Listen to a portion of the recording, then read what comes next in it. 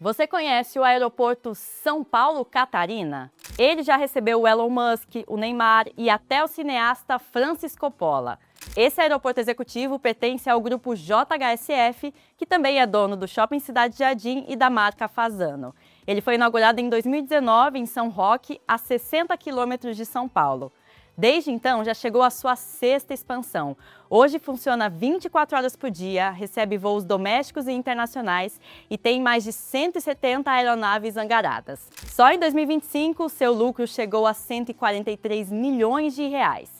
E em abril deste ano, a JHSF ainda anunciou a compra da Embraer, companhia instalada no aeroporto de Opa-locka, em Miami. Com isso, passou a atender o mesmo cliente nas duas pontas de uma das rotas mais importantes da aviação executiva brasileira. O grupo está apostando em um segmento que é bem pequeno e exclusivo, que são os donos brasileiros de jatinhos.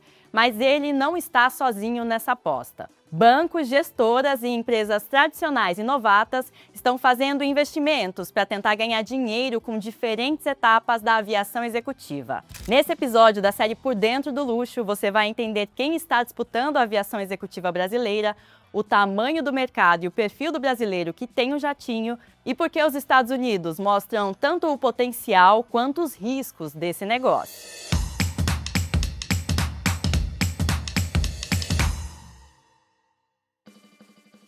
A aviação executiva movimenta uma cadeia muito maior do que apenas a compra e a venda de aviões.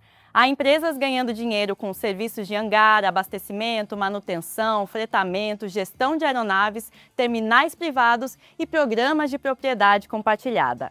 O Catarina é um exemplo dessa lógica. Além de receber pousos e decolagens, o aeroporto cobra por serviços como de guardar e fazer manutenção das aeronaves. Ele oferece também abastecimento, catering do Fasano, salas para passageiros e conexão de helicóptero com a capital paulista em um trajeto que pode ser feito em 14 minutos. O banco BTG Pactual enxergou outra oportunidade dentro desse mesmo mercado. Em vez de operar um aeroporto, o banco investiu em um terminal para clientes de altíssima renda dentro do aeroporto de Guarulhos.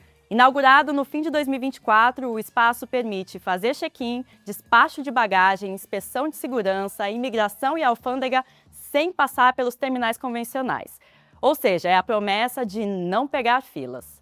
Por ali passam muitos donos de jatinhos também. São passageiros que vêm de diferentes partes do país, chegam a Guarulhos em aeronaves particulares de pequeno e médio porte e embarcam em voos internacionais da primeira classe ou na classe executiva. Nesse negócio, o BTG ganha dinheiro principalmente com as taxas de acesso e oferece desde usos avulsos até um plano ilimitado. E, claro, busca fidelizar um público de alta renda.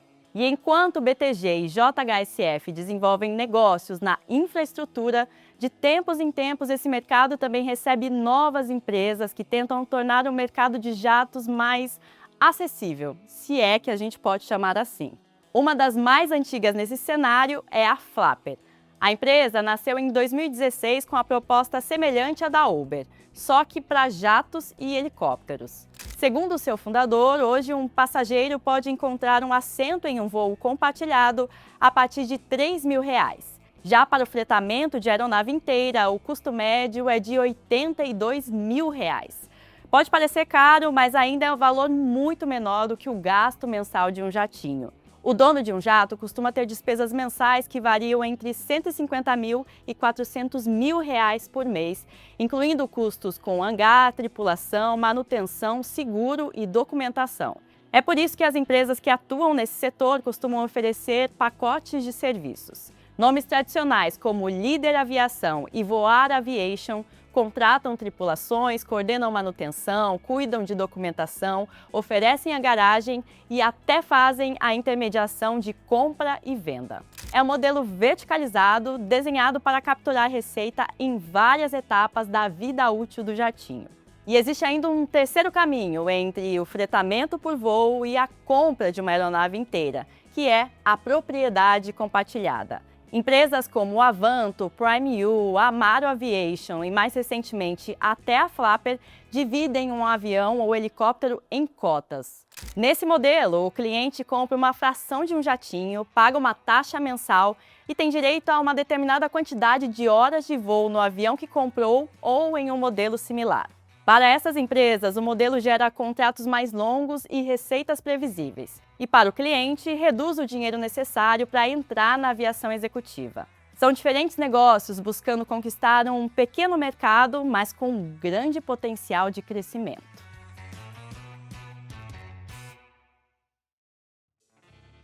O Brasil hoje possui a segunda maior frota de jatos executivos do mundo, atrás apenas dos Estados Unidos. E essa posição é resultado de uma combinação de geografia e economia. O Brasil tem dimensões continentais, uma malha aérea comercial concentrada nas capitais e uma série de atividades econômicas espalhadas pelo interior do país. Fazendas, minas, fábricas e obras de infraestrutura muitas vezes estão longe dos grandes aeroportos e nem sempre contam com voos comerciais regulares. Por isso, para muitos empresários, o jato não é apenas um símbolo de luxo. É também uma ferramenta para visitar diferentes operações sem perder tempo. Segundo a consultoria Altrata, especializada no mercado de luxo, quase 99% dos proprietários de jatos no Brasil são homens com idade média de 70 anos. Esse dado ajuda a corrigir uma imagem comum nas redes sociais. Apesar da exposição de influenciadores e celebridades, a propriedade das aeronaves continua concentrada em empresários mais velhos, famílias controladoras de grandes grupos e pessoas com patrimônio muito elevado. Ao mesmo tempo, o número de potenciais clientes está aumentando. A Altrata projeta que a quantidade de pessoas com patrimônio acima de 100 milhões de dólares, que é o principal público dono desses jatinhos, vai crescer 40% nos próximos anos no Brasil. E além de novos entrantes, tem uma outra mudança acontecendo: a busca por aeronaves cada vez mais sofisticadas. Historicamente, jatos leves e médios dominavam o espaço aéreo brasileiro. A Embraer sempre atendeu bem essa demanda com modelos como o Phenom 100. Mas nos últimos anos, a internacionalização de empresas e famílias brasileiras aumentou a procura por modelos maiores. Um dos sinais desse movimento apareceu recentemente em uma notícia do site Brasil Journal. A publicação mostrou que André Esteves, do BTG Pactual, a família Batista, dona da JBS, e João Adib, da CIMED, encomendaram um novo Bombardier Global 8000. Essa aeronave, que custa a partir de 80 milhões de dólares, tem autonomia anunciada de aproximadamente 15 mil quilômetros, o suficiente para voar de São Paulo a Sydney sem escalas. Mas se o Brasil tem uma das maiores frotas do mundo, é nos Estados Unidos que a aviação executiva se transformou em uma indústria gigantesca. E esse mercado mostra não apenas onde o Brasil pode caminhar, mas também porque é tão difícil ganhar dinheiro com jatos privados.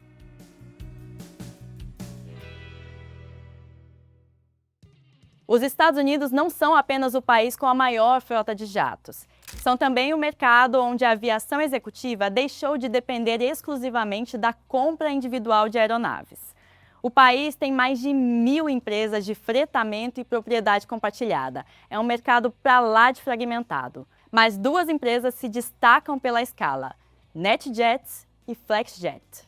A NetJets pertence à Berkshire Hathaway, de Warren Buffett, desde 1998. Hoje, ela é a maior empresa de propriedade compartilhada de jatos do mundo. Tem uma frota com mais de 800 aeronaves e faz 1.400 voos por dia. Sua escala permite distribuir aeronaves e tripulações por diferentes regiões, aumentar as chances de encontrar um avião perto do cliente e reduzir o número de trechos percorridos sem passageiros. Mas até encontrar o equilíbrio entre crescimento de frota e rentabilidade, a companhia enfrentou mais de uma década de prejuízos. Já a FlexJet é a segunda maior em tamanho de frota compartilhada. E para se diferenciar, ela investe na experiência associada à marca. Ela organiza eventos exclusivos para clientes, mantém parcerias com marcas como Bentley, Riva Yachts e Hotéis Belmond e opera terminais próprios em alguns aeroportos. Não por acaso, em 2025, uma gestora ligada à LVMH, o maior grupo de luxo do mundo, investiu 800 milhões de dólares na FlexJet, avaliando ela em 4 bilhões de dólares. A expansão abriu espaço até para uma companhia brasileira. Em 2025, a FlexJet anunciou a compra de até 212 jatos da Embraer. O O pedido pode chegar a 7 bilhões de dólares e é o maior da divisão executiva da fabricante. Mas nem mesmo a escala americana elimina as dificuldades desse negócio. E isso é uma mensagem para o Brasil. De tempos em tempos, algumas empresas desse mercado quebram. Ao contrário de uma companhia aérea que vende centenas de assentos em um único voo e define sua própria malha, um operador de jatos precisa seguir exatamente a agenda do cliente. Depois de deixar um passageiro, a aeronave pode ter que voar vazia até o próximo embarque. São os chamados empty legs. Enquanto isso, continuam as despesas com pilotos, manutenção, seguro, financiamento e hangaragem. No Brasil, o desafio é maior. Há menos clientes, aeroportos e serviços de manutenção. Combustível em dólar, peças importadas e financiamento também encarecem a operação. O crescimento do Aeroporto Catarina, a chegada de bancos e o avanço da propriedade compartilhada mostram que há dinheiro circulando. Mas o futuro do setor não depende apenas de vender mais aviões ou construir aeroportos modernos. Depende de fazer cada aeronave voar mais e gerar receita durante uma parcela maior da sua vida útil. E é essa disputa que vai definir quais negócios vão decolar e quais vão ficar pelo caminho.